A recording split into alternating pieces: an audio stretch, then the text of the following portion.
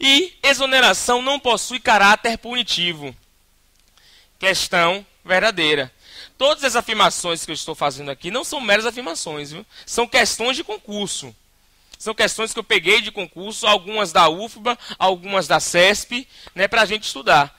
E essa questão diz que a exoneração não possui caráter punitivo e é verdadeiro. E aqui a gente relembra rapidinho só a diferença de demissão para exoneração. Para aquele que porventura tenha alguma dúvida, não vai ter mais a partir de agora.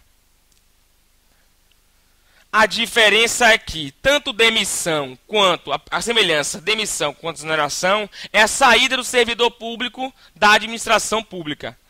Mas a demissão ela tem um caráter punitivo.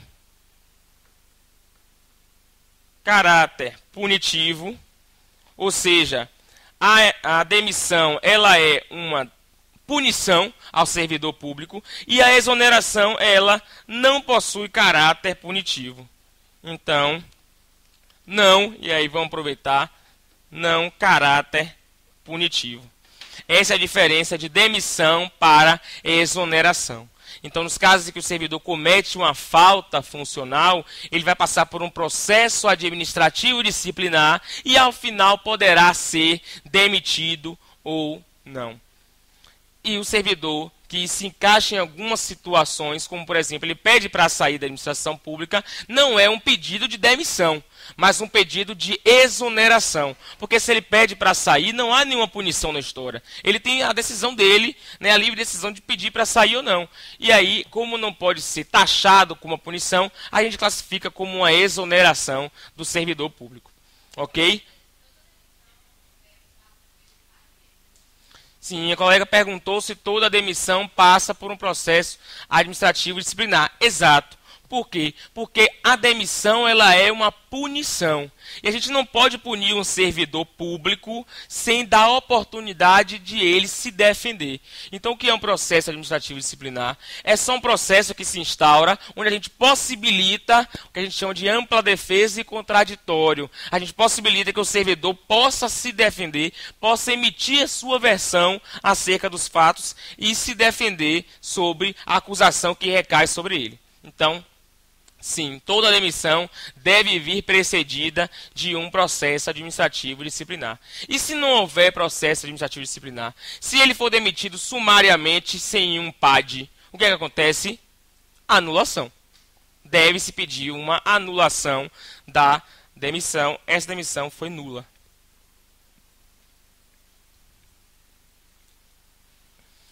Vamos lá. Pela redistribuição, o servidor é deslocado do cargo que antes ocupava para cargo diverso situado no âmbito do quadro de pessoal do mesmo órgão ou entidade. E aí, pensem um pouco aí acerca da redistribuição. Lembrem que nós temos também a remoção. Verdadeiro ou falso? Falso. Por quê? Porque a redistribuição é diferente de remoção. Olha, nós temos a categoria maior que é o deslocamento do servidor do cargo. E esse deslocamento do servidor do cargo, ele pode se dar tanto em forma de redistribuição, quanto em forma de remoção. A redistribuição é quando a administração pública, ela redistribui, ela transfere o cargo. A diferença aqui, o erro, é que não é o servidor que é deslocado, é o cargo.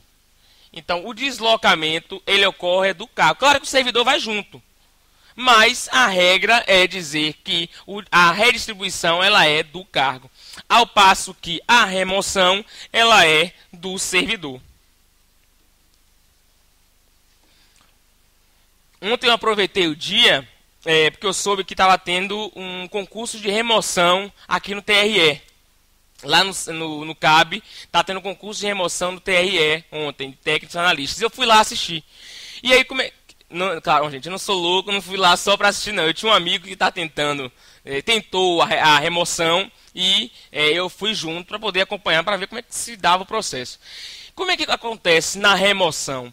Então, estava lá, se reúne o auditório, né? E aí possibilita, tem as vagas em aberto, ou então vagas de chama originária, que possibilita a remoção. Aí pergunta, qual é o servidor? E aí os servidores são colocados em ordem, né? E aí a classificação da ordem é cada órgão que vai dizer os critérios que utiliza, né? Para ver quem vai ser primeiro ou não. E aí você colocou lá o servidor, pergunta, cargo vago, né, em determinada cidade. Qual o servidor que quer ser removido para lá? Aí o servidor vai lá, o que está na ordem, diz que quer, assina o termo, aí ele pede a remoção. Quando ele pediu a remoção, é ele que foi para o outro cargo. O que aconteceu com o cargo dele? Consequentemente, ficou vago. Então, o cargo da cidade X ficou vago, porque o servidor foi removido para outro, e aí a dança das cadeiras pode acontecer. Aí chama-se outro servidor, e vai chamando outro, até haver a remoção completa aí, né, de oportunizar todos a poder ser removidos. Então, a remoção é do servidor, ao passo que a redistribuição é do cargo. Beleza? Vencimento corresponde à retribuição pecuniária pelo exercício do cargo público efetivo, acrescida das vantagens pecuniárias permanentes estabelecidas em lei. E aí, falso, porque exatamente nós estamos falando aqui de um conceito de remuneração. Vencimento é a parcela pecuniária prevista em lei. É como se fosse o salário base. O vencimento é o dinheiro previsto em lei. É o salário base previsto em lei do servidor. Ao passo que a remuneração é justamente esse conceito que a questão traz de vencimento mais vantagens. Vencimento mais vantagens. Vamos deixar espaço aí para o pessoal copiar. Vencimento é o dinheiro previsto em lei, é o salário básico daquele cargo, né, que o servidor que ocupar aquele cargo, ele vai ter aquele vencimento. Agora, o salário, a remuneração dele não corresponde somente àquele vencimento, pois nós temos algumas vantagens que esse servidor pode ter aí, a depender da sua carreira. Ele tem vantagens e a soma do vencimento com as vantagens, e vantagens aqui eu digo que são as permanentes, vantagens permanentes, elas aqui compõem a remuneração. Conceito básico aí para a gente saber. E por isso essa questão ela é falsa, pois ela inverte o conceito de vencimento com o conceito de remuneração. Nós temos uma gratificação por transporte, né, a que é prevista na Lei 8.112. Né, aquela que eu falei, que é quando o servidor público ele utiliza um veículo particular para poder exercer uma atividade da administração pública. Ele pega o carro dele para fazer viagens a serviço da administração pública. Essa aí, né, é uma vantagem de acordo com o transporte que está previsto na Lei 8.112. Ela é uma vantagem. Não está incluída no vencimento básico. Sim. Sim, aí ela pode ser prevista também, esse adicional, que também ele é muito parecido, que eu quero que vocês não confundam, né, com essa gratificação por transporte, né, essa indenização por transporte, com a indenização não, a vantagem de transporte, a gratificação, com essa que a colega acabou de falar, que é auxílio transporte, digamos assim, na prática a gente chama de auxílio transporte. Ela também é uma gratificação. Mas ela não está prevista nesse tema na Lei 8.112. O que não impede de, se for para melhorar, é previsto em outros dispositivos legais, né, que podem aderir o salário. Então, é cada lei de carreira que vai dizer isso. Não são todos os cargos que obrigatoriamente terão esse auxílio transporte. Da colega que ela explicou aí, que ela se referiu. Mas tem que ver se cada cargo que está previsto esse auxílio transporte aí para deslocamento e ida e volta do trabalho. Diga. Não, a colega perguntou se mudasse aqui vencimento por vencimentos, se ficaria correto a questão. Não, não ficaria correto. Tem que ser a expressão remuneração para esses termos aqui. Porque várias gratificações, vantagens, não significam vencimentos. Uma coisa é o vencimento básico, outra coisa é a remuneração, que é a soma disso tudo. Olha, o colega perguntou se no edital do concurso o valor que eles expressam ali é o vencimento ou a remuneração. Olha, isso varia de acordo com cada edital.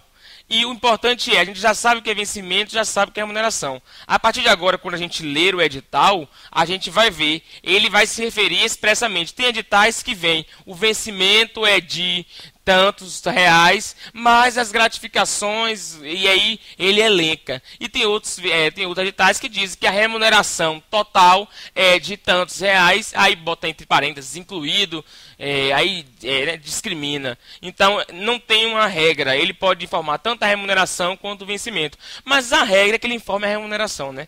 Para poder ter a publicidade total acerca do valor que ele venha, né? O cargo tem essa história aí.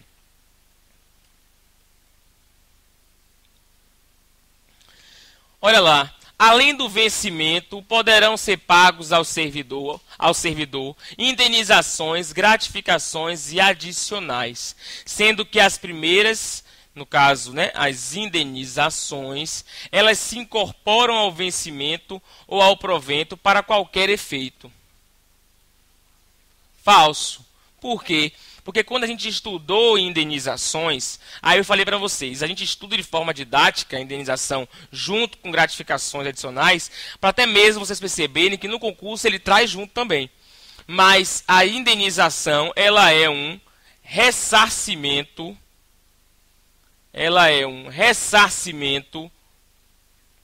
de um prejuízo que o servidor tem. Se o servidor tem um gasto, né, com a administração pública, um exercício do seu trabalho, ele vai ter um ressarcimento. Com isso, ele vai ser indenizado. E se é indenização, se é o mero ressarcimento, ele não vai incorporar ao vencimento. Ele não incorpora ao vencimento. Isso é falso. Então, questão falsa por conta disso.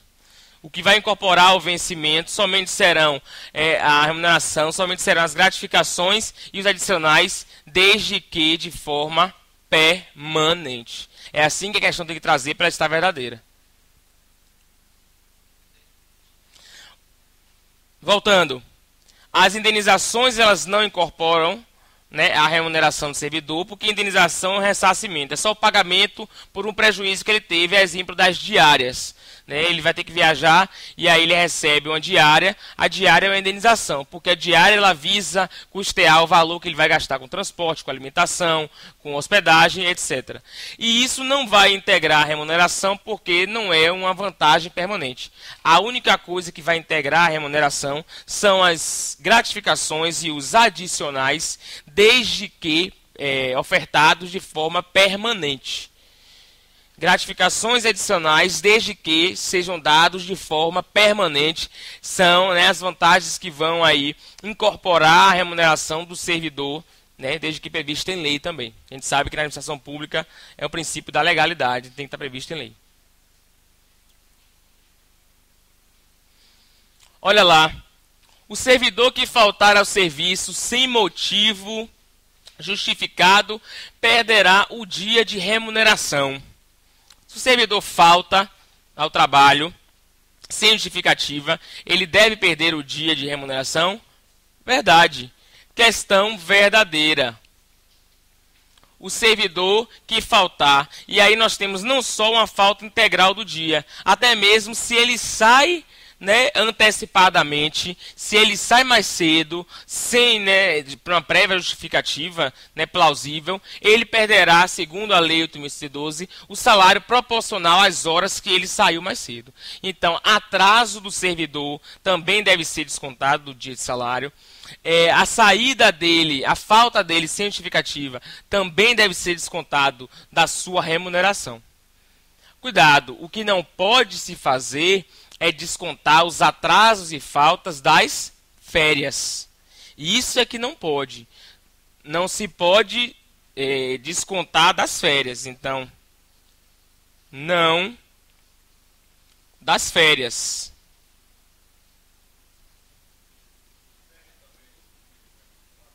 O domingo remunerado? Não. Não.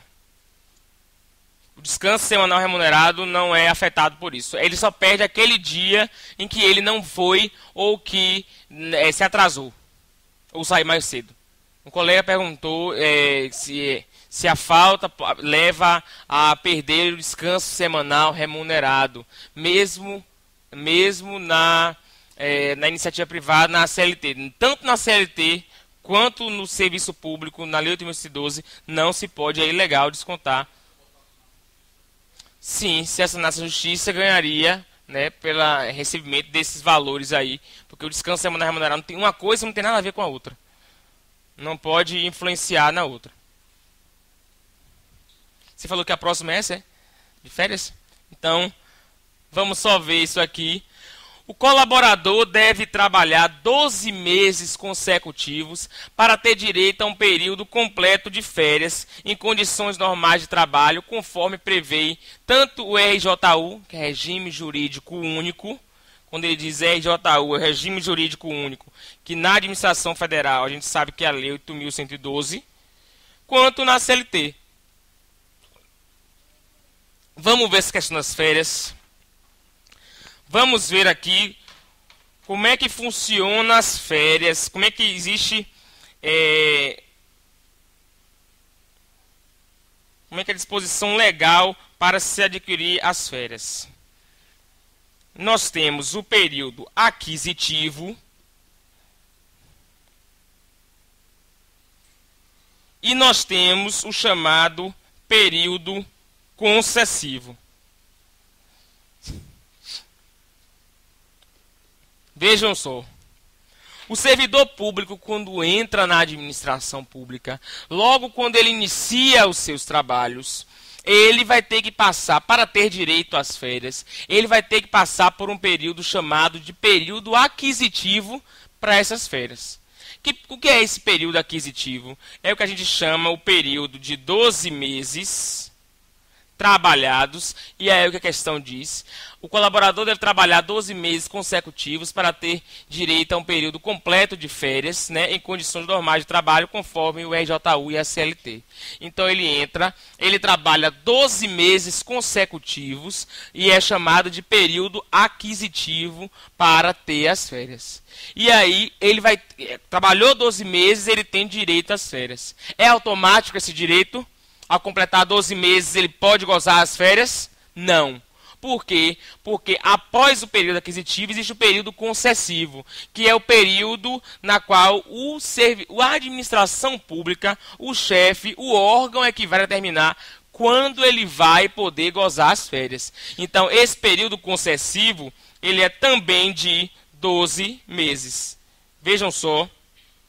Ele trabalha 12 meses, o servidor público trabalha 12 meses, adquiriu o período aquisitivo, né, ele preencheu o período aquisitivo, e após esses 12 meses, a administração pública vai ter mais 12 meses para decidir em qual dia, em qual desses meses, o servidor vai poder gozar as férias. É assim que funciona o período aquisitivo e o período concessivo. Ok? Então, questão verdadeira, pois trata aí, né, tratou da questão do período aquisitivo. Lembrando, né, que, obviamente, quando ele completa esse período aquisitivo, ele entra nesse período concessivo, né, ele vai esperar trabalhando, né, ele continua trabalhando até ter suas férias. Durante esse período concessivo, que ele está esperando as férias dele, já se inicia automaticamente o quê? Se inicia automaticamente um novo período aquisitivo, né, das férias do ano que vem. Então, você trabalha continuamente, sempre para ter direito às férias posteriores. Então, você continua trabalhando, completou um período aquisitivo, entra no período concessivo, que são os 12 meses que a administração pública que vai dar as férias, e durante esse trabalho ele está trabalhando para adquirir já as próximas férias. Ficou claro isso? Para todo mundo? Então, é o quê? Pode acumular até quantos períodos de férias? 2. Até 2 períodos de férias podem ser acumulados aí para o servidor público. Isso, do raio-x. A colega perguntou ali se houvesse a modificação de todo colaborador, né, para, nessas condições, mudar só o todo, ao invés de o colaborador, se seria falsa. Seria correta, ou falsa, justamente por essa questão de quem trabalha com raio-x não tem que ter 1 ano de trabalho. Ele tem que ser dado férias a ele de 6 em 6 meses, obrigatoriamente, né, de 20 em 20 dias aí. De 6 em 6 meses ele tem 20 dias de férias. É assim que funciona. Se quando a questão lhe trouxer as expressões todo, sempre, nunca, tomem cuidado. Tomem cuidado porque todo, sempre, nunca, nenhum, o direito ele sempre comporta exceções. Ele sempre não, ele geralmente comporta exceções. Porque se eu dissesse que o direito sempre comporta exceções, isso é falso também, pois existem situações em que não há exceções. Então o direito geralmente ele tem exceções, né, nas casuísticas aí que ele prevê. Então, todo, sempre, nunca, vocês tentem negar aquela alternativa, vocês vejam aquela alternativa, tentem relembrar se existe alguma situação que não é daquela forma, e aí se vocês lembrarem que existe, se existir, a questão se torna automaticamente falsa. Sim, mas aí já não é mais, aí é tempo de serviço, né? Aí já é questão de aposentadoria, que tem outra disciplina legal, que é para cerca de... Existe certos tipos de profissão que você se aposenta com menos tempos de contribuição. Aí é cada disciplina, cada carreira que vai trazer a sua lei. Oi?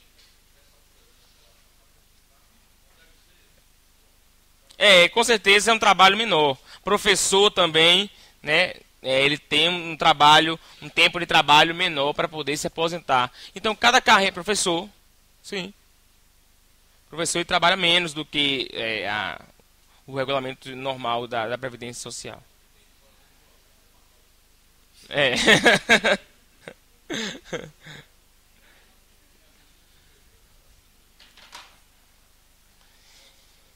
Não vai pagar não.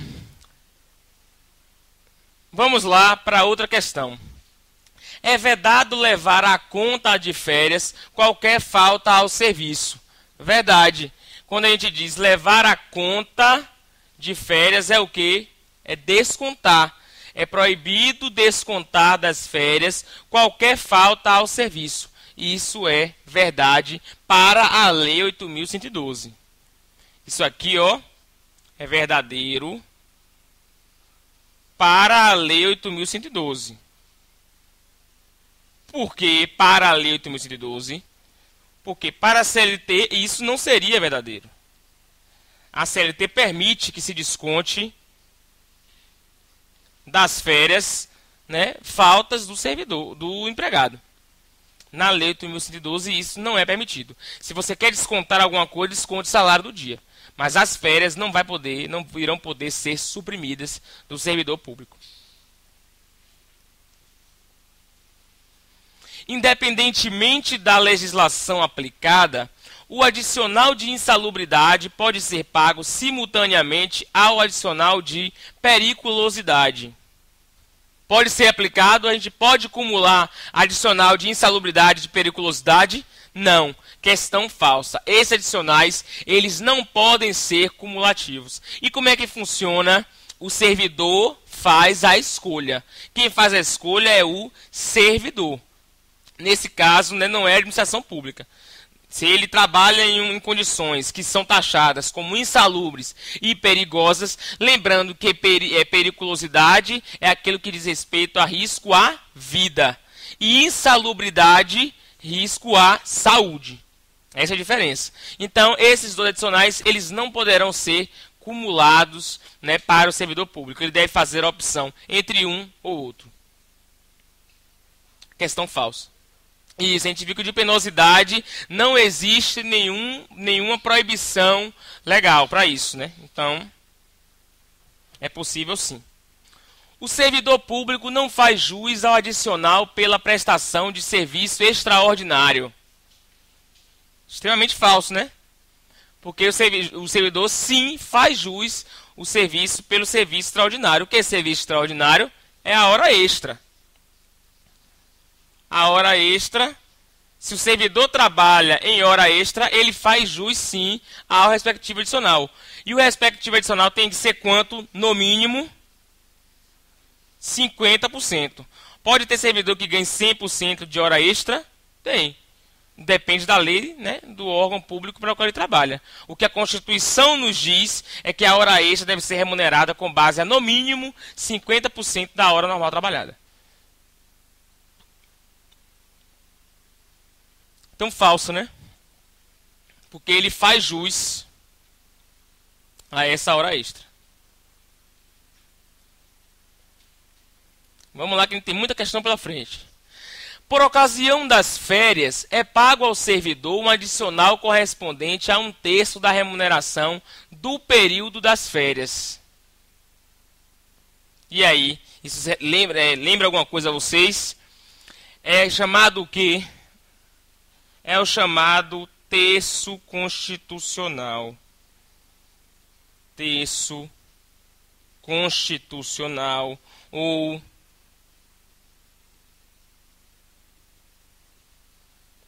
também chamado do terço de férias.